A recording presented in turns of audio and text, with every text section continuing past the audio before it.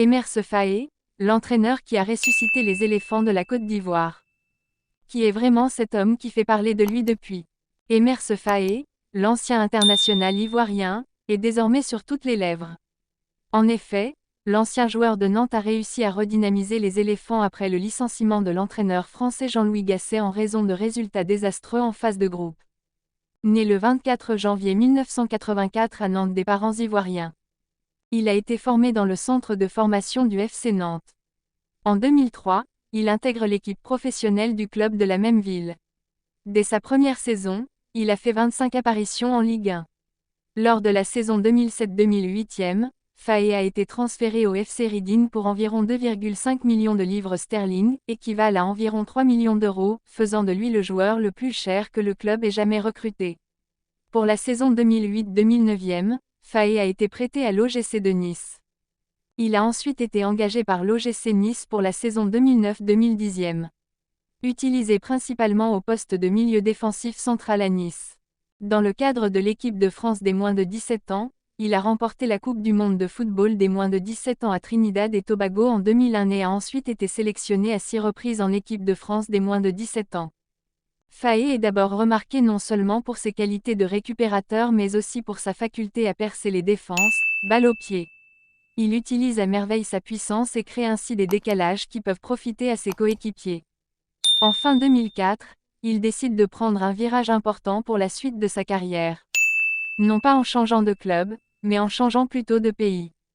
Il décide en 2005 de porter les couleurs de l'équipe nationale ivoirienne, et donc de la patrie qui a vu naître ses parents. Avec son équipe, il atteint la finale du championnat d'Afrique des Nations 2006, qui s'est soldée par une défaite contre le pays hôte, l'Égypte et participe à la Coupe du monde la même année en Allemagne. Lors des championnats d'Afrique 2008 et 2010, il a de nouveau fait partie de l'équipe ivoirienne. Au total, il a cumulé 44 sélections et un but avec la sélection senior ivoirienne.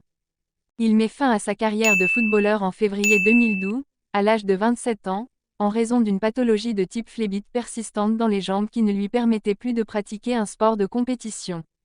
Pour ces raisons, il se reconvertira dans le métier d'entraîneur. Il a entraîné l'équipe nationale des moins de 19 ans de l'OGC Nice, puis la réserve du Clermont Foot 63, National 3, de 2019 à 2022, avant d'être nommé entraîneur adjoint de l'équipe nationale de Côte d'Ivoire aux côtés du Français Jean-Louis Gasset. Suite au renvoi de l'ex-entraîneur des éléphants Gasset en pleine compétition de la CAN 2024 pour résultat insuffisant, après que la Guinée équatoriale ait battu la Côte d'Ivoire 4-0, Emerse Faé prend en charge l'équipe nationale de Côte d'Ivoire en tant qu'entraîneur par intérim le 25 janvier 2024. À peine quelques jours plus tard, l'équipe a enregistré un succès important en huitième de finale, en éliminant le Sénégal, champion en titre, au tir au but. Les hommes d'Emerse Faé ont ensuite battu le Mali en quart de finale, 2-1 après prolongation, marquant le but de la victoire à la dernière minute du match par Oumar Diakité. La République démocratique du Congo ayant été éliminée en demi-finale par la Côte d'Ivoire, Faé a mené son équipe à un troisième titre de champion d'Afrique le 11 février 2024 en battant le Nigeria, 2-1, le premier but marqué par Franck Kessié et Sébastien Haller inscrivant à nouveau le but décisif dans les arrêts de jeu. Faé a ensuite été élu meilleur entraîneur du tournoi.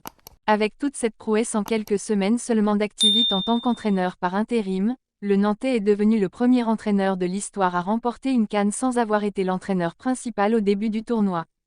Grâce à ses tactiques et son expérience de la CAN en tant qu'ancien joueur, les éléphants sont devenus la première nation africaine de l'histoire à remporter la compétition avec 2 défaites en phase de groupe.